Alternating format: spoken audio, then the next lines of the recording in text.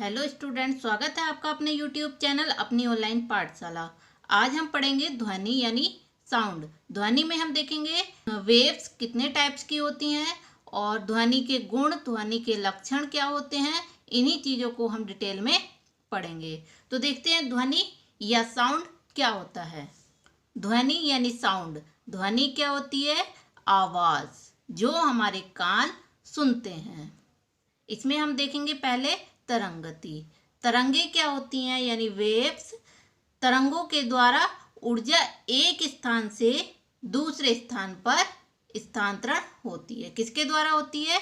ऊर्जा है, ऊर्जा तरंगों के द्वारा ही एक स्थान से दूसरे स्थान पर स्थानांतरण करती है। और तरंगे दो प्रकार की होती हैं, एक यांत्रिक तरंगे और एक अयांत्रिक या विद्युत चुंबकीय तरंगे।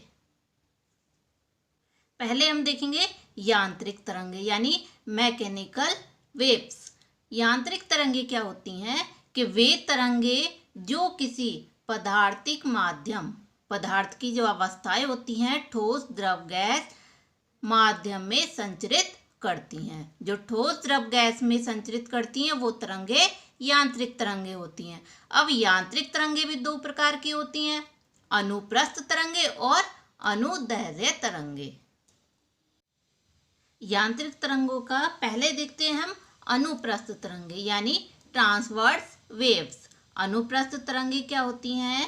जब किसी माध्यम में तरंग गति की दिशा माध्यम के कण यानी जो तरंग गति होती है उसकी दिशा, और जो माध्यम होता है ठोस, द्रव, कुछ भी माध्यम हो सकता है, जो उसमें कण होते हैं उनके कंपन करने की दिशा के लंबवत होती है। ये कौन सी तरंगे होती हैं? अनुप्रस्थ तरंगे। और जो अनुप्रस्थ तरंगे होती हैं ये केवल ठोस में होती हैं, द्रव में होती हैं लेकिन उसके द्रव के ऊपरी सतह में पाई जाती हैं। गैस में अनुप्रस्थ तरंगे नहीं होती हैं। अब आता है अनुदैर्ध्य तरंगे यानी लॉन्गिट्यूडिनल वेव्स। अनुदैर्ध्य तरंगे क्या होती हैं कि जब किसी माध्यम में तरंगति की दिशा माध्यम के कणों के कंपन करने की दिशा के समांतर होती है। अनुप्रस्थ में लंबवत होती है और अनुदैर्ध्य में समांतर होती है। जैसे वायु में जो तरंगे होती हैं वो अनुदैर्ध्य तरंगे होती हैं, जैसे वायु की तरंगे और भूकंप की तरंगे अनुदैर्ध्य तरंगे होती हैं। अब तरंगों का दूसरा टाइप क्या होता है? अयांत्रिक, नॉन मैकेनिकल या विद्युत चुंबकीय तरंगे, इलेक्ट्रोमैग्नेटिक वेव्स। अयांत्रिक या विद्युत चुंबकीय तरंगे क्या होती हैं कि जिनके संचरण के लिए माध्यम की आवश्यकता नहीं होती है। जैसे यांत्रिक तरंगे थी उनके लिए माध्यम की आवश्यकता थी, ठोस, द्रव या गैस। लेकिन जो विद्युत चुंबकीय तरंगे या अयांत्रिक तरंगे होती हैं इनके लिए माध्यम की आवश्यकता नहीं होती है। अर्थात ये तरंगे निर्वात यानी वैक्यूम में भी संचरण करती हैं। जैसे प्रकाश तरंगे, रेडियो तरंगे या एक्सरे की जो तरंगे होती हैं ये क्या होती हैं? विद्युत चुंबकीय तरंगे या अयांत्रिक तरंगे होती हैं। ध्वनि तरंगे, ध्वनि तरंगे अनुदैर्ध्य तरंगे होती हैं। अनुदैर्ध्य सभी माध्यम से प्राप्त की जाती हैं। इन तरंगों की यानी जो ध्वनि तरंगे होती हैं इनकी आवृत्ति लगभग 20 कंपन प्रति सेकंड यानी एक सेकंड में 20 कंपन, 20 कंपन प्रति सेकंड से 20,000 कंपन प्रति सेकंड के बीच होती है। जो ध्वनि तरंगे होती हैं ये 20 कंपन प्रति सेकंड से 20,000 प्रति सेकंड के बीच में होती हैं और ये इनकी अनुभूति हमारे कानों द्वारा होती है, यानी इतनी आवृत्ति को हम अपने कानों से सुन सकते हैं। अब आता है ध्वनि तरंगों का आवृत्ति परिसर। पहले है अश्रव्य तरंगे, इंफ्रासोनिक वेव्स। अश्रव्य तरंगे 20 हर्ट्ज, हर्ट्ज किसका मात्रक है? आवृत्ति का। 20 हर्ट्ज से नीचे की आवृत्ति वाली तरंगों को अश्रव्य तरंगे कहते हैं। 20 हर्ट्ज से नीचे वाली तरंगों को। और 20 हर्ट्ज की जो तरंगे होती हैं, अपश्रव्य तरंगे, इन्हें हम अपने कानों से नहीं सुन सकते, मतलब मनुष्य अपने कानों से नहीं सुन सकता है। और ये जो तरंगे हैं इन्हें बड़े आकार के स्रोतों से उत्पन्न किया जाता है। अब आता है श्रव्य तरंगे, ऑडियोवल वेव्स। श्रव्य तरंगे यानी जिन्हें हम आसानी से सुन सकते हैं। ये तरंगे 20 हर्ट्ज से 20,000 हर्ट्ज के बीच की आवृत्ति वाली तरंगे होती हैं।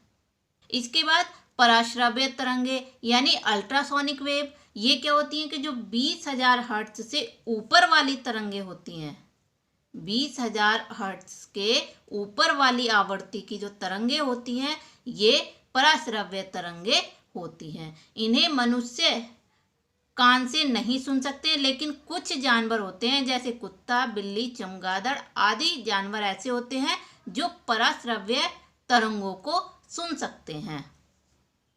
अब देखते हैं हम ध्वनि की चाल। ध्वनि की जो चाल होती है वो सबसे ज्यादा होती है ठोस में, उससे कम द्रव में, और सबसे कम ध्वनि की चाल होती है गैस में। तो ठोस जैसे लोहे में जो ध्वनि की चाल होती है वो 5130 मीटर पर सेकंड होती है।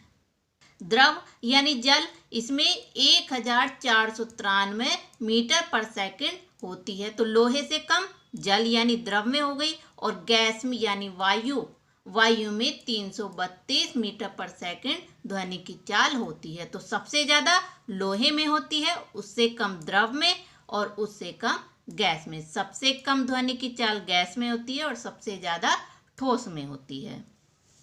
अब ध्वनि की चाल पर जो भौतिक राशियाँ होती हैं उनका क्या प्रभाव पड़ता है, तो पहले देखते हैं दाब का प्रभाव, यानी प्रेशर जो होता है उसका क्या प्रभाव पड़ता है कि ताप समान होने पर गैस में ध्वनि की चाल पर दाब का कोई प्रभाव नहीं पड़ता है। और ताप का अगर माध्यम में ताप बढ़ा दिया जाए तो ध्वनि की चाल भी बढ़ जाती है। आर्द्रता का प्रभाव यानी नमी, तो आर्द्र वायु यानी जो नमी वाली वायु होती है उसमें ध्वनि की चाल बढ़ जाती है, यानी जब आर्द्रता यानी नमी बढ़ेगी तो ध्वनि की चाल भी बढ़ जाती है। देखते हैं ध्वनि के लक्षण। ध्वनि के क्या क्या लक्षण होते हैं, तो ध्वनि के 3 लक्षण होते हैं, एक तीव्रता, एक तारत्व और एक गुणता। पहले देखेंगे तीव्रता यानी इंटेंसिटी। तीव्रता क्या होता है, तीव्रता में ध्वनि तीव्र या मंद सुनाई देती है। जो हमारी आवाज है कि बहुत तेज आवाज है या धीरे आवाज है, तो ये गुण क्या है, तीव्रता है, इंटेंसिटी है। मनुष्य के लिए 45 डेसिबल ध्वनि सर्वोत्तम होती है। अगर मनुष्य के लिए 85 डेसिबल ध्वनि कर दी जाए तो वह बहरा हो जाता है, और अगर ध्वनि 150 डेसिबल कर दी जाए तो मनुष्य पागल भी हो सकता है। तो तीव्रता क्या है कि धीरे या तेज सुनाई देने का जो लक्षण है वो तीव्रता है। अगला है तारत्व यानी पिच। पिच वह लक्षण है जिसके कारण ध्वनि मोटा या तीक्ष्ण या पतला कहा जाता है। जो ध्वनि का मोटा या पतला गुण होता है ये किसके कारण होता है, क्या होता है, तारत्व होता है। जैसे आवाज जितनी पतली होगी उतना तारत्व अधिक होगा। बच्चे एवं स्त्रियों की जो आवाज होती है पतली होती है, तो इसमें क्या होता है, तारत्व अधिक होता है। पुरुषों में मोटी आवाज किसके कारण होती है, तारत्व कम होने के कारण। शेर की जो दहाड़ होती है वो बहुत प्रबल आवाज होती है, तो उसमें तारत्व बहुत कम होता है। अगला आता है गुणता यानी क्वालिटी। गुणता क्या होता है, यह वह लक्षण है जिसके कारण समान तीव्रता और समान तारत्व की ध्वनि में अंतर प्रतीत होता है। अगर समान तीव्रता की आवाज और समान तारत्व की आवाज हो ध्वनि है, तो इनका अंतर जो होता है वो गुणता के कारण होता है। ये था ध्वनि के बारे में जानकारी। वीडियो लाइक कर दीजिए। ऐसी ही वीडियो के लिए हमसे जुड़े रहिए। हमारा चैनल सब्सक्राइब करके बेल आइकन दबा दीजिए, जिससे कोई भी नई वीडियो लेकर आए तो उसका नोटिफिकेशन आपके पास पहुंच जाए। मिलते हैं अगली वीडियो में। Bye bye till then.